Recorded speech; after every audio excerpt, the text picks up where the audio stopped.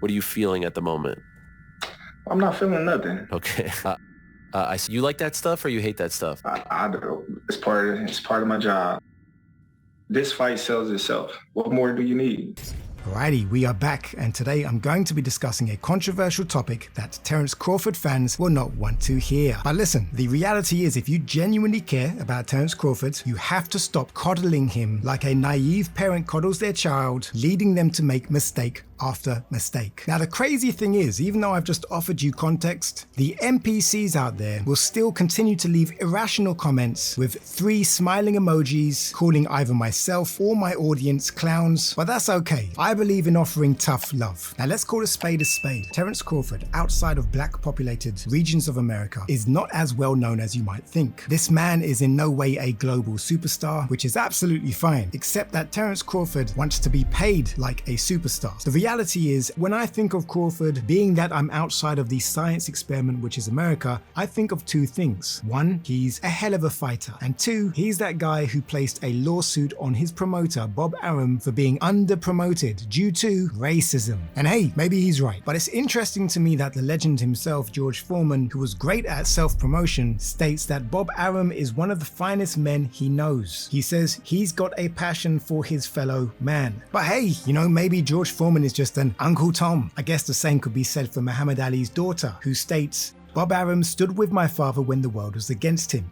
Bob Arum and my father are a big reason why black and brown athletes are fairly compensated today." Now, as far as I'm aware, Bob Arum just made an objective statement, which is that Terence Crawford is not a PPV draw. Apparently, he's lost money on every fight, and the company is at their limits of what they can offer the welterweight champion going forward. For whatever reason, Mike Tyson seems to agree with this statement, stating that Terence wants money, but he couldn't sell 5,000 tickets. You've got to be a ticket seller. That's why Conor McGregor works so well. He's a ticket seller. Now, even with these rebuttals from legends of the sport and those stemming from legendary families, I still gave Terence Crawford the benefit of doubt. But after watching this press tour, I'm under the impression that despite continuously low ticket sales, Crawford stubbornly believes the fight will sell itself. Crawford was a guest on the Errol Helwani show. Just to be clear, Errol Helwani is 10 times bigger than Terence Crawford, reaching out to a universal audience. Crawford treated the entire interview like it was being interrogated. Now, was the interviewer looking for clickbait headlines? Yes, he did want to know why the fight took so long to happen. He wanted to know Crawford's opinion on Lomachenko versus Haney. He wanted some inside information on the negotiation talks between himself and Errol Spence, and Crawford went out of his way to give back nothing. He sat in that entire interview with dead eyes, meaning if you were to cover up his smile, you wouldn't be able to tell that he was smiling, the traits of a psychopath to be honest. And as to be expected, the comment section was full of Crawford fanboys saying how great of a job he did avoiding all the clickbait questions. Again, you are holding your boy back, but you probably don't mind because let's face it, misery loves company.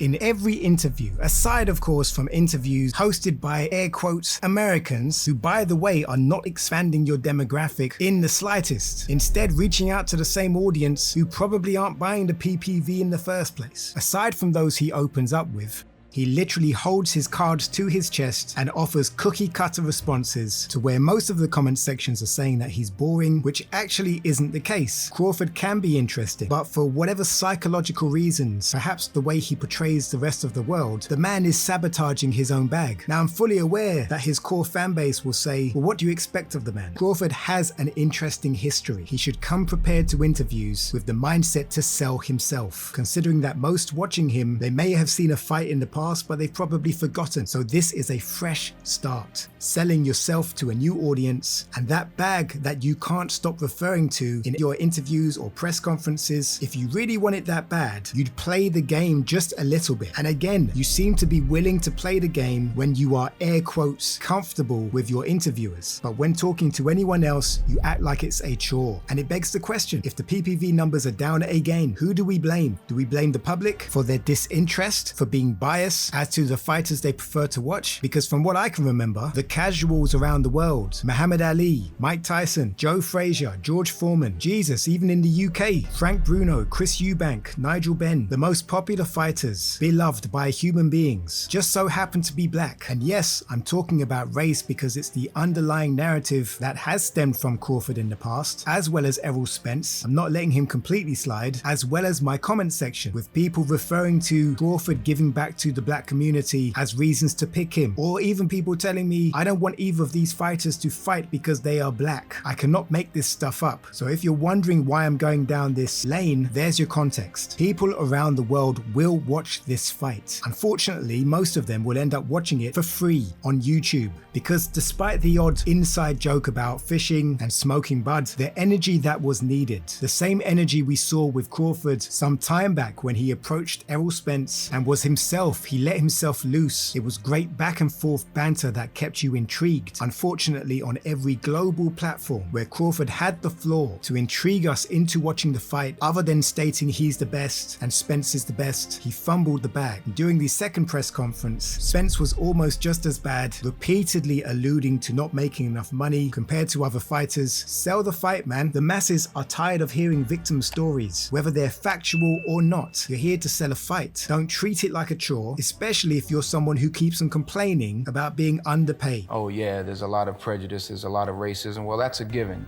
You know, I try to be a positive person and figure out a way I can do better, not give in to. You have to take what you're given and do something with it. You know, the easiest thing to do is complain about it and give in to that.